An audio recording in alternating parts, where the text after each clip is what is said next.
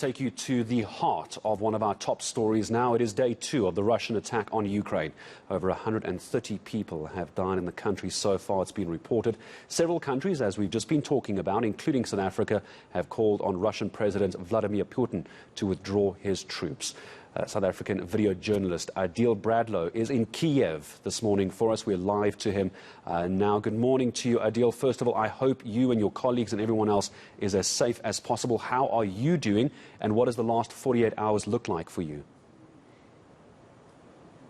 I'm doing good, and the last 48 hours, I mean, we haven't seen too much action ourselves, mainly because yesterday we tried to join the exodus of people to the west from Kyiv, spent 9 hours in the traffic and didn't even get out of Kyiv. I mean, there were hundreds of thousands of people on the road. It was just gridlocked, unbelievably. There were tanks riding up and down the road. The situation is pretty manic here. And as we understand it right now, Russian forces are about 20 miles, from the center of Kyiv. There was an airborne assault yesterday into airport just outside Kyiv, just northwest of Kyiv. And we were on that westerly road. And that basically the reason the traffic got snarled up going west was because these Russian forces, as airborne assault, paratroopers had been sent in, taken over the airport, and there was a big firefight around that airport. I'm not sure whose hands it's in right now, but as I understand it, Russian armored columns are about 20 miles from Kyiv, which makes getting out of here pretty tricky. And just speak to me then about, is this a formal evacuation that you're talking about of Kyiv? Is that what you're seeing? Is that what you're documenting as well? Or is this simply an advisory to leave Kyiv? No. I mean, basically, President Zelensky was asking people to stay, not to hit the road. But people basically, woke up to the sound of explosions yesterday morning and just decided to march with their feet, to vote with their feet. They got in their cars in literally their hundreds of thousands. There's 3.5 million people live in Kyiv. And looked like just about everybody was on the road yesterday. I mean, it was incredible. 9 hours, we were in the car and we went at a distance of maybe 15 kilometers. You've obviously been a video journalist covering these stories for a long time now.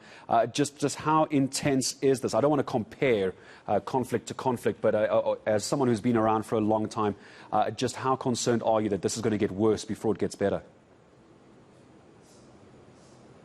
Well, I would put this on an equivalence with the 2003 invasion of Iraq by the Americans in terms of the scale and the firepower that's being arraigned against the Ukrainian people.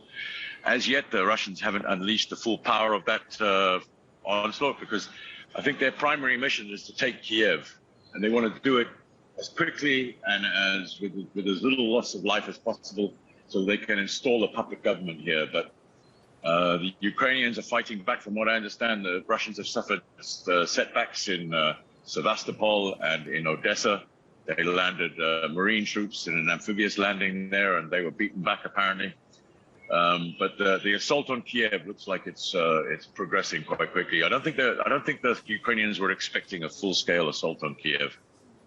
Talk to me about what you've witnessed, Adil, as far as the Ukrainian reaction to this. There was quite a build-up. There was lots of threatening and political jousting going backwards and forwards. Do you get the sense Ukrainian forces and the government were caught off guard?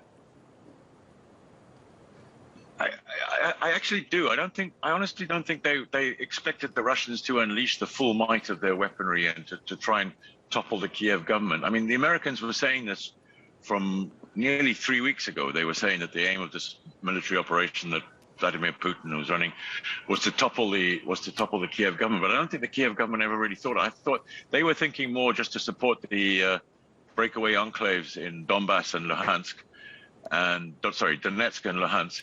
And they were going to just fortify and control that. But very quickly, after Vladimir Putin's speech the other day, where he discounted the idea that the Ukraine was a valid nation, it became clear that the Russians had much more in mind than just supporting the separatists in the breakaway enclaves in the east. I'm going to ask you to keep your video journalist beanie on for a moment. How do you begin to even try and cover a story like this? Because obviously down here south, we're getting conflicting reports. Depending what you read, it's either Russia defending their territory or they are attacking Ukraine. How does a video journalist like yourself begin to try and cover the extent and the span of this story? Well, it's clear that this is a blatant act of Russian aggression. I mean, Ukraine is a UN-recognized country. They took a big chunk of it in 2014 when they annexed the Crimea, and clearly the Russians have in mind the creation of a greater Russia. I mean, that's pretty much what Putin has said himself. So it's really tricky. I mean, Ukrainians are defiant. They are looking to fight, and right now we're in Kyiv. And we're on this side of the lines, and this is the side of the story that we'll be covering, the attempt of Ukrainians to fight back and defy the might of the Russian army.